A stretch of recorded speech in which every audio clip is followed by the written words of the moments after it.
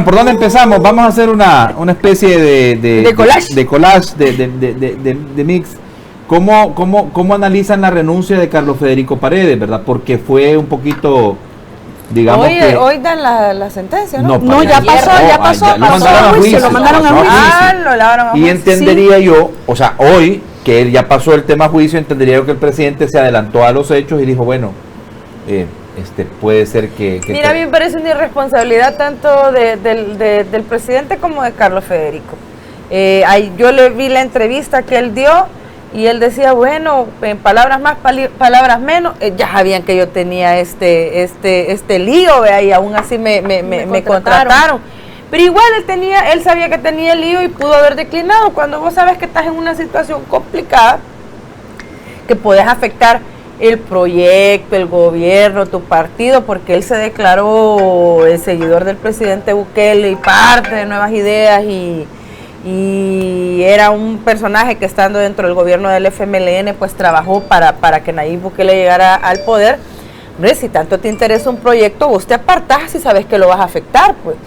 Pero no se apartó. La verdad es que habrá que ver cómo le resulta el proceso. Yo había escuchado por ahí pues que él no estaba mayormente vinculado, pero que no se le veía cara de que iba a tener buen resultado, ¿no? Tania, por tu experiencia, que en la etapa de instrucción manden un caso a vista pública es porque hay suficientes elementos, o el administrador de justicia ha encontrado suficientes elementos como para poder elevar esto hasta la última instancia. Bueno, lo que se determina en esa instancia, ya en la audiencia preliminar, es uno, que con probabilidad sí existió un delito, que es el que se está investigando en este caso de estafa, y dos, que esta persona procesada, porque son dos personas procesadas, con probabilidad positiva, con fundamento a los elementos probatorios que se han incorporado, estas dos personas pueden haber sido los que cometieron este hecho, que es de estafa. Ahora, ¿por qué hubo un sobreseimiento definitivo hace 2 años aproximadamente? Sería de estudiar cuáles fueron los fundamentos que dio el juzgado. Que no fue. Fue definitivo porque me parece que leí que ya estaba cerrado el caso, se apeló y luego se casó, la sala resolvió que se regresa el proceso hasta la fase de la audiencia preliminar, que es donde se cierra la primera vez, y por eso es que se repite la audiencia preliminar y esta vez sí pasa a juicio. Entonces es muy curioso que pase esa situación porque estamos hablando de los dos extremos totalmente que se pueden dar, tanto que sale absuelto o en este caso sobreseído, que es lo mismo, para términos que lo entienda la gente, o que pase a juicio. Entonces en este caso pasó a juicio, lo que se menciona es que incluso el IPSFA está involucrado porque sí parece que había los terrenos que se le entregaron a estas personas eran terrenos que eran propiedades del IPSFA. Había una sociedad que es la sociedad Lomas de Santa Elena, correcto, que se conformó esta sociedad con 2 personas que vivían en el extranjero y que entiendo el señor Francisco era él y otra persona, Carlos, no recuerdo, Alvarado, eran apoderados para que hicieran las gestiones en representación de la empresa para estas notificaciones. Entonces estas personas lo que se manejó eran los que vendían, ¿no? Los que vendían. No tenían facultades para vender, tenían facultades para todo lo demás, tengo entendido. Sí, para comercializarse ya. Para comercializar tenía. Correcto. Entonces lo que reclama la gente es que entregaron, digamos, $700,000 y lo pueden demostrar con sus recibos. Y lo que está facturado o lo que está en la contabilidad ingresado según los peritajes de la empresa es, digamos, la tercera parte. Entonces la gente con razón se siente estafada porque no solo no se les dieron los terrenos, sino que... Pero decía Carlos Federico Paredes que en un peritaje que se hizo se estableció que todos los dineros que habían pagado estas personas estaban dentro de la contabilidad de la empresa. Lo que aparece... y que cuando fueron a hacer la denuncia, estas personas que denunciaron obviaron presentar ante la fiscalía eso porque en realidad eso permitía entender de que no había sido una estafa. Pues estas personas tienen, según leí en el caso, tienen recibos de pagos que no aparecen reflejados en la contabilidad de la empresa. Entonces, lógicamente, el peritaje de la parte defensora va a reflejar lo que establece la contabilidad de la empresa. Entonces, la contabilidad de la empresa dice, esto es lo que se recibió, esto es lo que se pretende devolver, por eso es que no hubo conciliación. Entonces, la parte acusadora establece, esto es lo que nosotros entregamos, aquí están los recibos, Entonces, esto es lo que queremos que se nos devuelva y tienen razón en exigir esa devolución. Ahora, ¿por qué se maneja como estafa? En realidad hay muchos casos, este no es el primero, y han habido, y me parece que se van a seguir dando muchos casos como este. Gente que llega, que se le ofrece algo que ni siquiera, supuestamente también se les ofreció como unos terrenos privados. Ellos no conocían el hecho que los terrenos eran del IPSFA. Entonces, desde ese momento ya está mediando un engaño que está logrando la voluntad de estas personas de contratar, pero bajo la creencia de que son terrenos que no van a tener ningún problema. Ahora, luego se da ese problema del que ellos no conocían y lógicamente su consentimiento está viciado y por eso es que se ha manejado como estafa. El señor Paredes en algún momento, yo lo escuché decir que él había renunciado voluntariamente, luego se maneja que en realidad se le pidió la renuncia.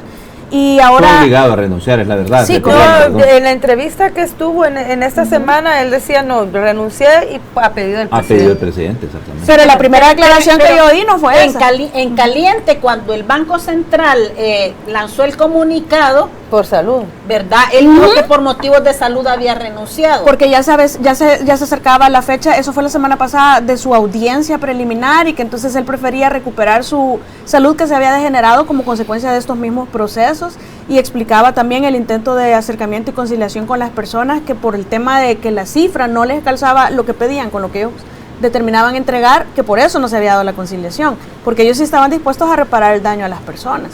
Bueno, y ahí, llegando a un acuerdo de conciliación, se acaba el caso. Sí, por supuesto. En una estafa, ¿verdad? Si las dos partes llegan a un... Ahora, lo han manejado como estafa, pero hay este tipo de casos, por lo menos cuando yo estaba en la fiscalía, se manejaba como estafas agravadas. Porque no solo, bueno, la credibilidad ahí quizás no empresarial, pero sí el tema de que son terrenos destinados para vivienda. Entonces esa es una de las agravantes de la estafa y se ha manejado solamente como estafa.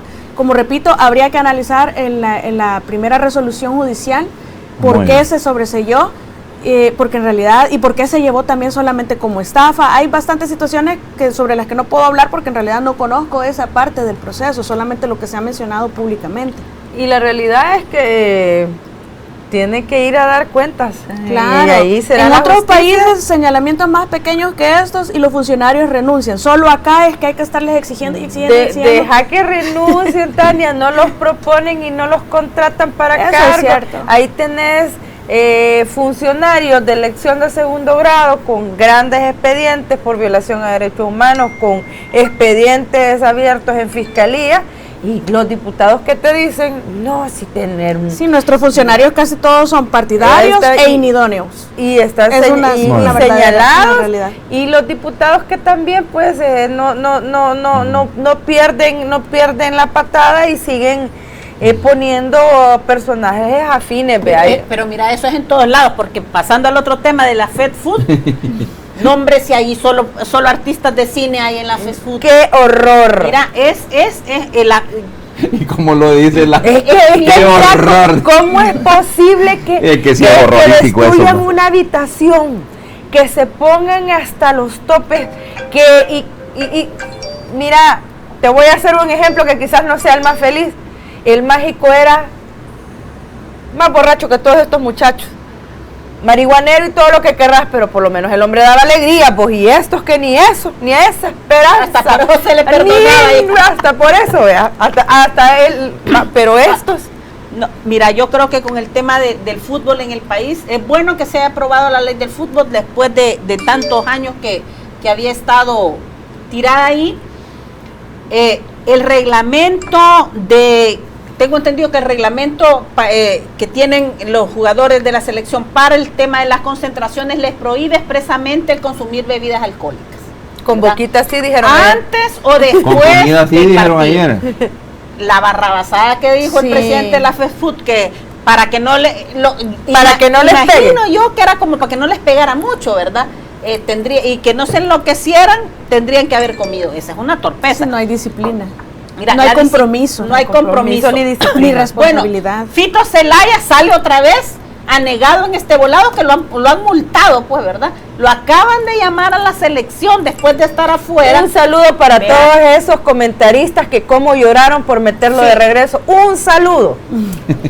Porque es que mira, a Fito algunos han cometido el pecado mortal de compararlo con el mágico. Eso es lo peor pecado que pueden haber cometido. El mágico fue uno y no va a haber otro, ¿verdad?